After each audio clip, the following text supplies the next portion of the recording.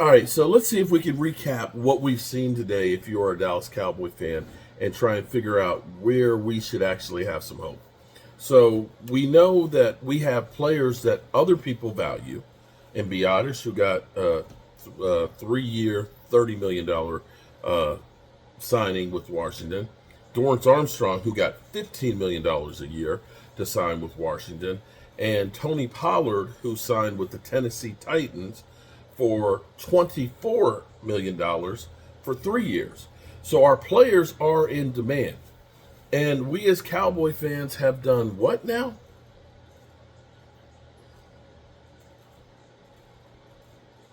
Have we done anything? Okay. We haven't done anything. And as far as we know, us in Seattle are the only teams that haven't signed anybody in free agency.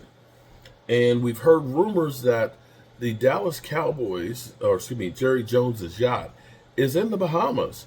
Now, we don't know whether or not for sure if they are on the boat with them. So, plausible deniability, okay? But I do know that one year they were in North Carolina the first week of the draft, and Will McClay was left at the office running things. So, currently, as we sit right now, where we had problems with running back this year, we have Deuce Vaughn at running back. Am I correct on that? Okay. And people have been asking me, hey, how's it? It's Deuce the man? Okay. Deuce is what, 5'6"? Okay. Yeah. So we're looking at a 5'6" running back being our only running back on the roster. Okay. Linebackers. Okay. Okay, Leonard Williams is staying in Seattle. So now Seattle has done something. Breaking news: Jerry Jones just woke up from his nap. Shout out to Bobby Beninsky, who's definitely been hitting these chats and stuff on here. He's my new best friend. Okay, so our linebacker situation: we have Leighton Vander Esch, who is under contract but has a broken neck. Right? We have Overshown. Okay, Overshown, who's coming back from an ACL, right? And we have an underside, Damone Clark, who has a fused spine. Am I correct on that so far? Do I have that right? I think I have that right. Okay, so that's our linebacking room. Our offensive line has Terrence Steele that needs to rebound because he, of course, is coming back from an ACL the year before. We have Zach Martin, who's been a stalwart. We have Tyler Smith, who's been outstanding.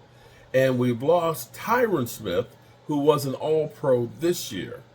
And Biotis, of course, as we mentioned earlier, has gone to Washington. So now we don't have a center, although we do have two guys that are undrafted free agents that we signed that are possible fill-ins.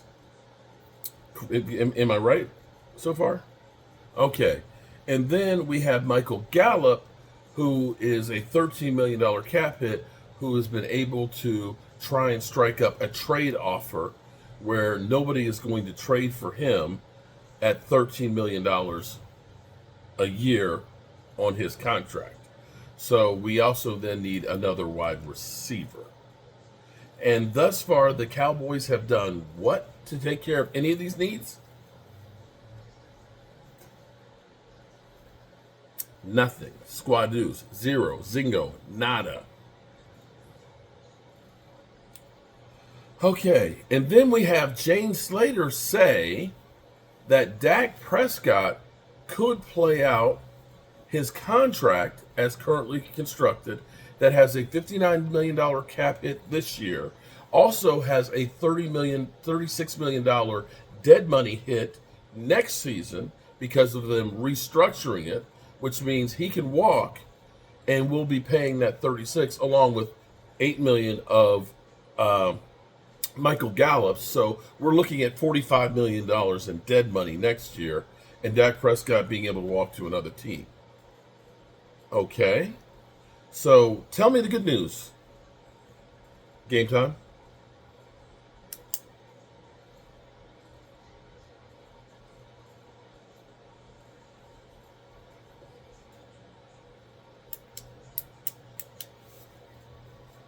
Mm-hmm.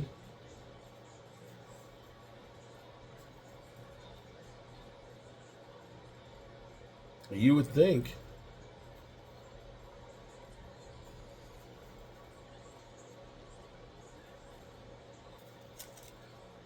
Oh,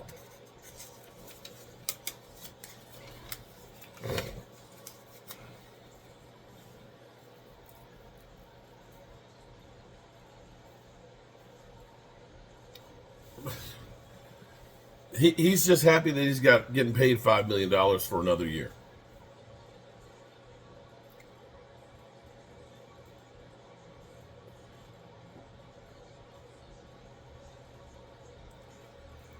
Happy that he's got a job after being out for 3 years.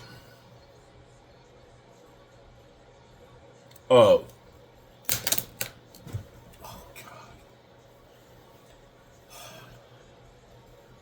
Dre the Great says, trust the process. Get out of here. Oh, Jesus Christ.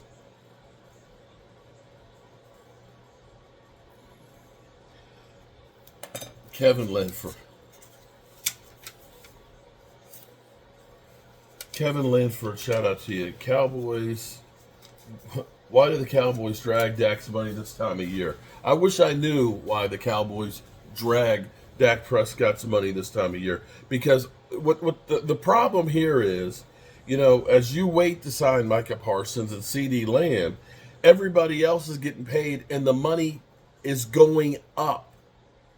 Do we understand that? The price doesn't go down when you wait. It's not like there's a season where, when you buy an airline ticket, they say the best day to buy the ticket is to book on Tuesdays because that day is cheaper than if you try and buy it on Saturday or Sunday. Okay? It's not that way with NFL contracts, okay? The longer you wait, the more it goes up. Troy Aikman was once the highest paid quarterback in the NFL, okay?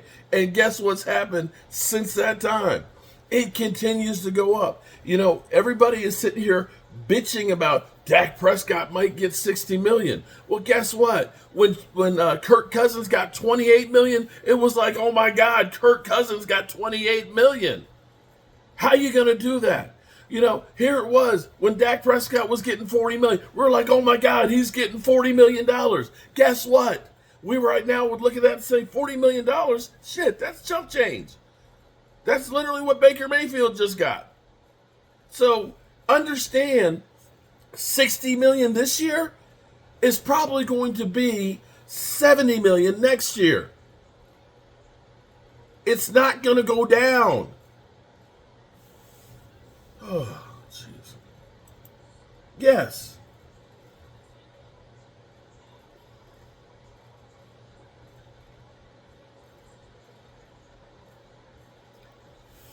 Whew.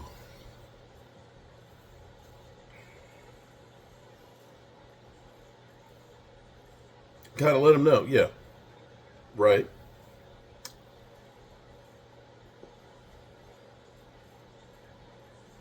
Okay. Yeah. Now, Fortune Williams, let me answer a troll here because, see, you probably don't know exactly what's going on because he said, so we're not going to touch on the Dak Prescott lawsuit. We touched on it. I've got a video that's out on it. So here's what's happened is allegedly a woman tried to extort him for $100 million claiming sexual assault. So he is suing her for defamation. Okay? So it's not that we haven't been talking about that. We've talked about that as well. And if you look at that, that is Dak Prescott suing the person who tried to extort him. I know you're trying to say, oh, he's a sexual predator. I knew that guy was no good. Man, get out of here.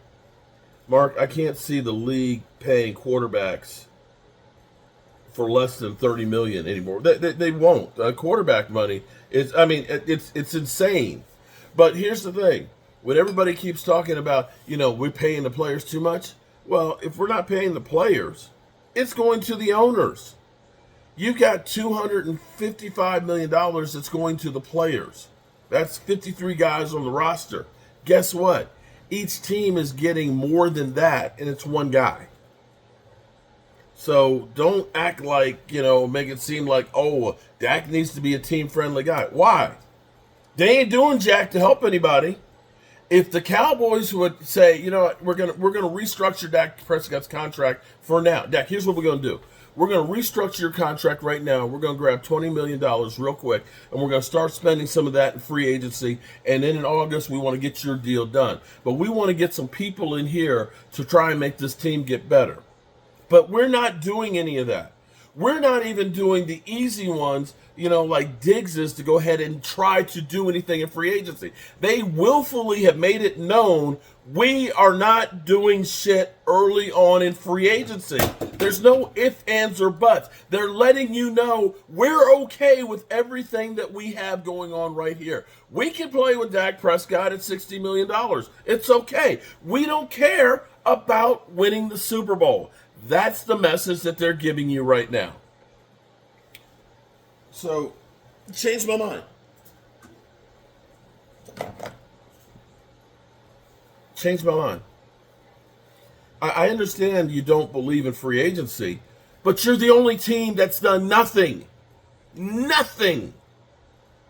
You are literally the team that says that the Rams, who just won a Super Bowl, that we don't believe them signing all these free agents is the right way to build a team. And they won the Super Bowl. And you've done what in all of your building for the future? Is the future 200 years from now? Or is the future your money that you're going to have to pass on to your great grandkids? I don't know what it is, but this shit is freaking crazy. It's crazy.